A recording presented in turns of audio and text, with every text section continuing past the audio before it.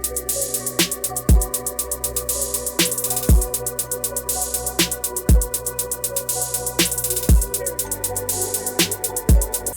is up? What is up? Welcome to a brand new episode of the CouchChronicles. Yeah. What's up, guys? We've had a busy day. A long day. We've had a super busy day. Oh my God. This day started at like 6 a.m. For me, it started at literally 6 a.m. Yeah. like 3 because I didn't really get no sleep. I must have got like 2 hours of sleep because I have complications. So I've been like breaking out in hives, and if you know anything about hives, it's very uncomfortable. It feels like your skin is on fire. So what? That was that. Then we had it's prom season. So, oh hell no! You know, we had to do it up for our Gen Z editor. Yeah.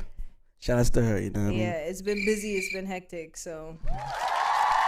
But we here, you know what I mean? We're trying to get it done. We're trying to give you guys a nice, swell episode for the day. Never miss. We call us never miss because we try not to miss a few episodes, except for February. You know what I mean? We don't talk about February, but yeah. You know what I mean?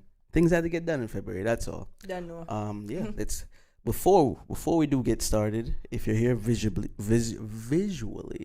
You know what I mean? If you're a visual consumer, we have Glow Nude on the table as always. You know. All natural skincare for your skin, for every skin. The link is in the description, but you can follow us on our Instagram at glow.nude. And let's get it started. We have a few stuff to talk about. Yeah, what we getting into now? Pull this up. All right, so let's go into love then versus love now. Yeah, man. We always talking about the dating field.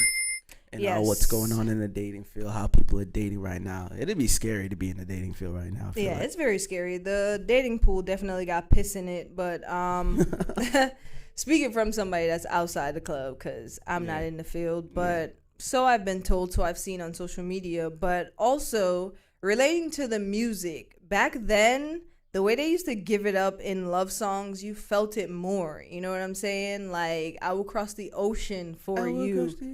I will bring you the moon. Even making my way downtown. Yeah, oh man. I would walk 1,000 miles. Yeah, I remember 1,000 miles. Yes, 1,000 fucking miles to see you tonight. Yeah, so I feel like even in the love songs, it sounded like it was such a lovely time. Like love was just, it was a great time for love in the 90s. So you know what it was? What happened?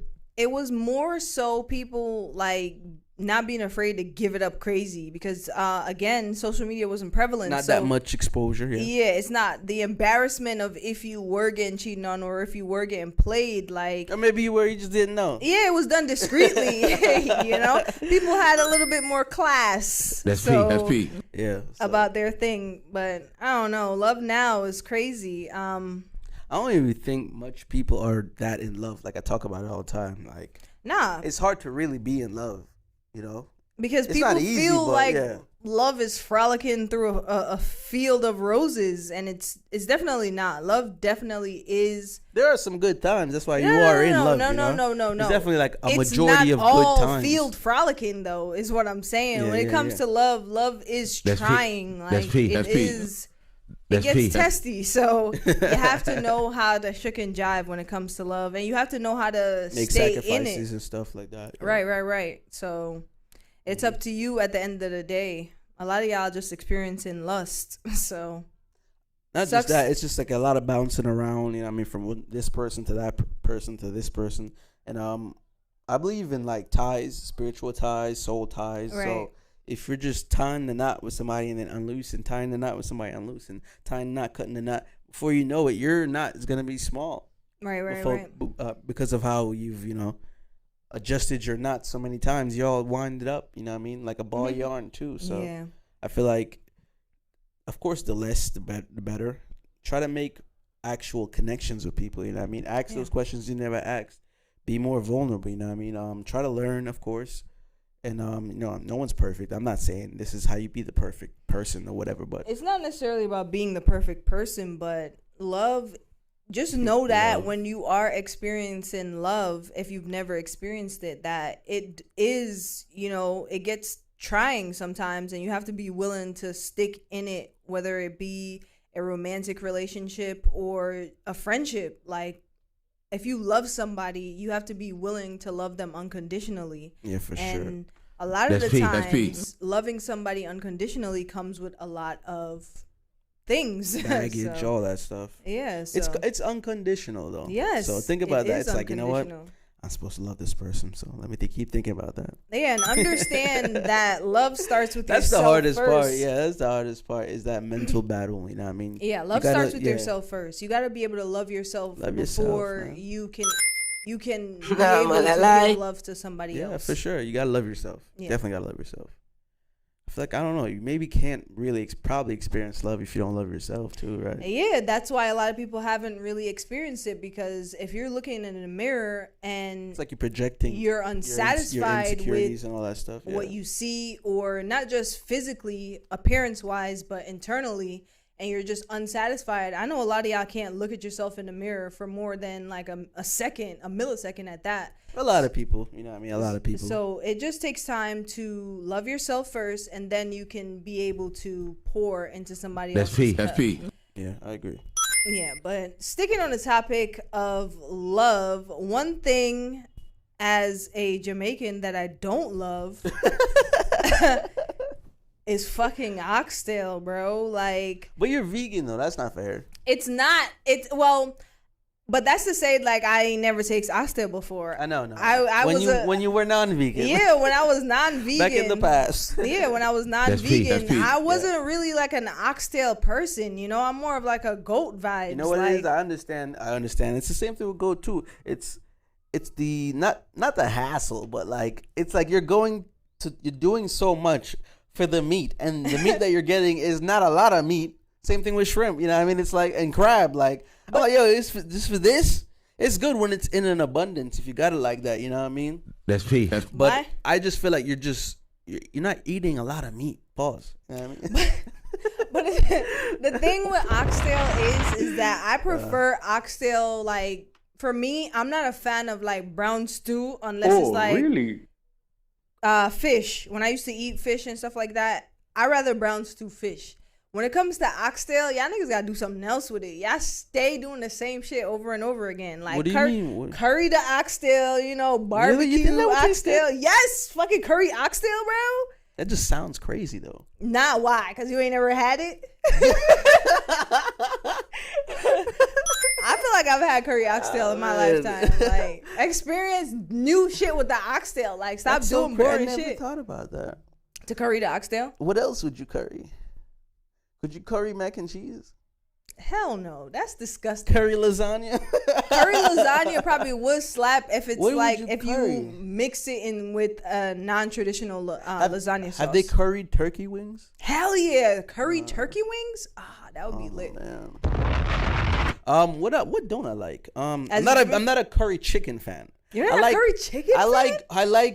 I like curry goat, but when it comes to curry chicken, I'm like, why? What about it that you don't like? It's just, I feel like it should be curry goat.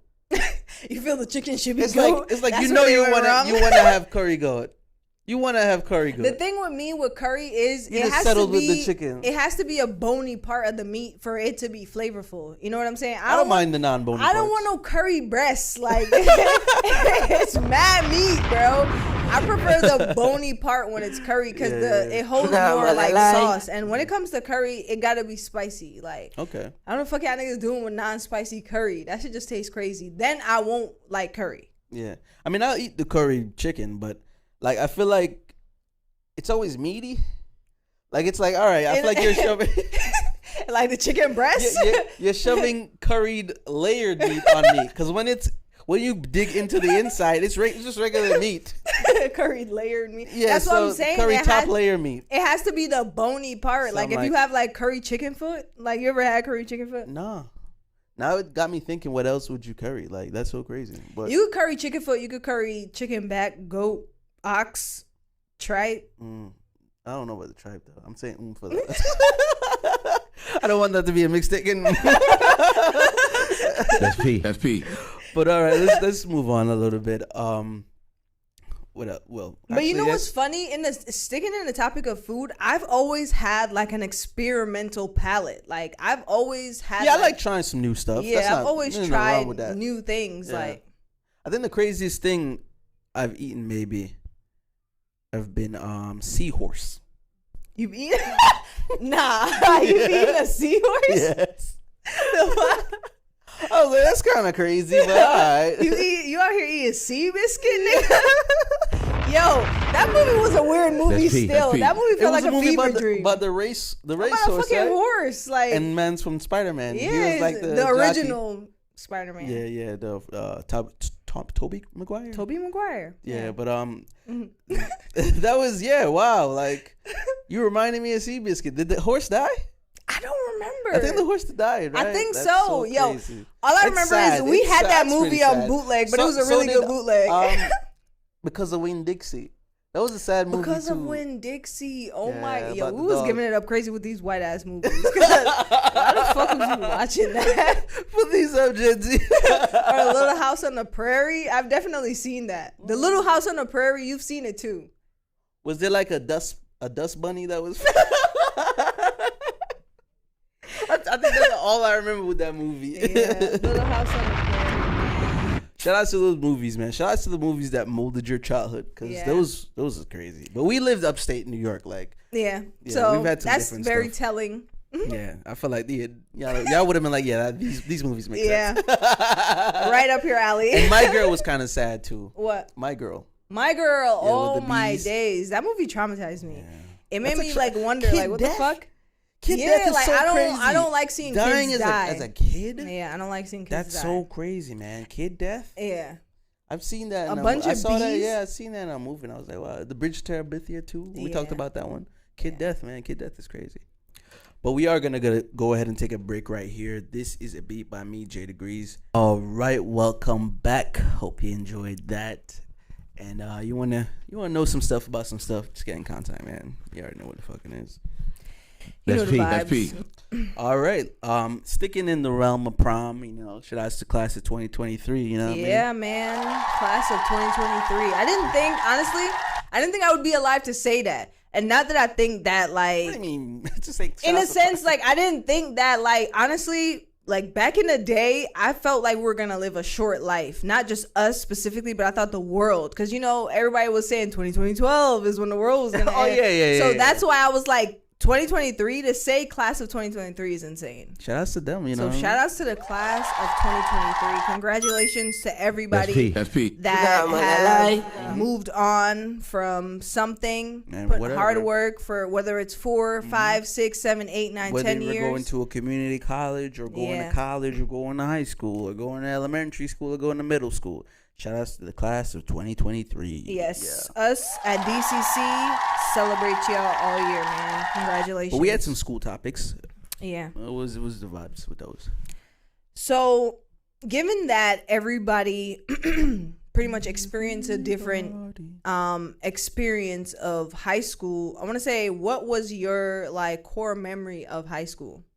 Oh, shoot. I would say it lets me realize why a lot of shows have a high school theme, like Euphoria and all these other shows. Yeah, I was thinking about that earlier too.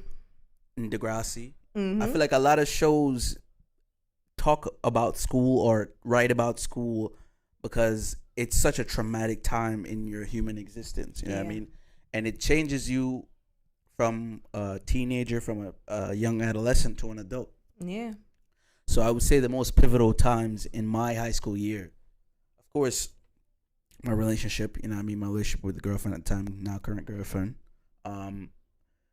We had like someone, unalive themselves as well. And we had someone was a victim of gang violence. Yeah. So rest in peace. Yeah, a lot of traumatic things happened in my school year. So a lot of my focus had to be on, my relationship at the time and my music. Yeah, because there was sexual assault as well. Yeah. And someone, one of the teachers in my school slept with a student, a 17-year-old, and she was like 29 at the time. So that was so crazy. That was a minor. He was a minor. Yeah.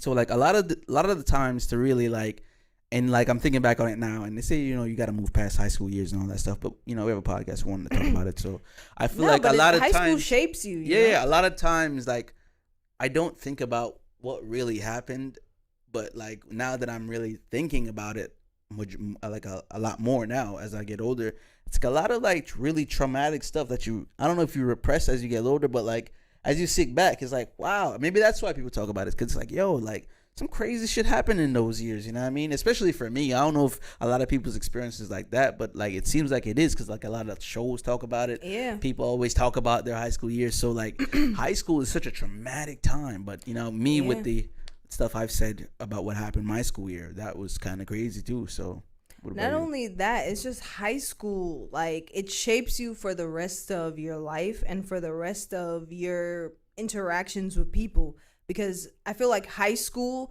is when you really start to interact freely and independently with other people. Like you control when you go to class. Like usually in middle school and like, elementary school, of course, it's dictated for you. But in high school, it's like your first job. Like making your choices and stuff. You're making your own choices. High school is pretty much your first job, essentially. So you have to show up on time, you go to your class, or you don't go to your class, you know what I'm saying? So for me, I definitely had a lot of I want to say telling moments in high school. That's when like my friendship of over like a decade ended. A lot of my friends kind of showed me who they really was in high school, so it kind of made me look at friendship in a different light. Mm-hmm. So that's one of the main things that I took away from school, period. No friends. Yeah. Well, just be careful. Be careful who you are. Yeah, who you think your friend is at least, you know what I mean? Definitely. But one other thing that I remember in high school too was, we all had home ec. Or if you're cooking class, yeah. Not necessarily. No, I was talking about. Is that not fucking with the baby? That's parenting. I thought it was called home economics. You're a parent. I thought it was called home economics. No, that's not. I don't know what the fuck home economics is. I think they made home economics cooking.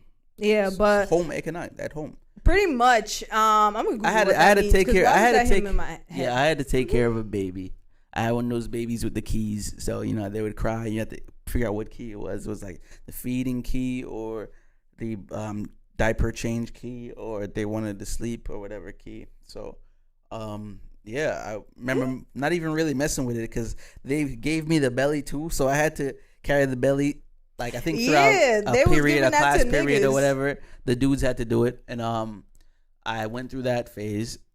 They showed us the birthing video, so I had to see that, and after all that, we were given the baby, so I had to have the baby, and I remember like it was like a Thursday or a Friday, and I had stuff to do. I was making music at the time, and I was just like. To her, I was like, "Yo, could you take care of this baby while I go to the studio?" My mind, I'm thinking, "Yo, how hard could it be? It's a fucking toy baby, right?" Until I'm trying to sleep, the baby's crying, and I literally delirious. I have to like push the keys, trying to figure out which one, and literally 2 seconds later, crying again, pushing the keys. I'm like, bro, like, I don't remember if I messaged you or if I said something to you. I was like, what the hell, bro? You might have texted me when I was where I was at, and I was like, you got the keys, got to use it. Yo, that was definitely a setup for failure, because I was like, what the fuck, bro? Then when I came back, it was like school time, and I just gave it to my teacher. So like, I don't think I've really experienced the kid thing. It was like, It was like an unorthodox cry. I was in like, the middle of the night too? Yeah, that's like crazy. All hours of the night. It was insane. I remember just being so frustrated. Like, what the hell, that baby to take care of. That's crazy. At one point, I felt like I was trying to take out the battery. How frustrated I was. Yeah, I think some people figured out you could do that too, but I would have failed. Yeah, they say you shouldn't. You shouldn't. I don't remember if I did or not, but yeah, it was insane. You didn't do the school baby thing, right? No, I had cooking, but home ec, by the way, is cooking and other household management. So yeah, it's. I guess it would fall under it. Yeah, but I wouldn't call it baby household management. Yeah, but it's parenting. It's parenting too. A lot of schools call that class parenting. Yeah, and home ec is cooking. So I had home ec and parenting on the same schedule. Oh. So I was like, it wouldn't be the same class because I had it on my schedule. It was home ec and then parenting right after. Oh, well, they changed home ec to cooking. I had cooking instead of the whole baby thing, but I did see. You say you liked cooking from that, right? Yeah. Well, no, I've been like cooking, but that just made me, realize that I actually love it more. Shit. Yeah. That's what's up. I think we have our music take now. Let's get it poppin'. Yep. We had Drake, yo. I don't give a fuck what nobody says. I would understand if you don't really like this song. Like, I would understand if a lot of people don't like this song. The thing is, it has to grow on you a little bit if you don't like that type of time. vibe. It takes a But I second. like the song and like what? Drake said, "Touch my neck, shoulders." He's like rhyming like this. Yeah, he came in crazy. I fucked with that song, yo. Who said bad man don't dance?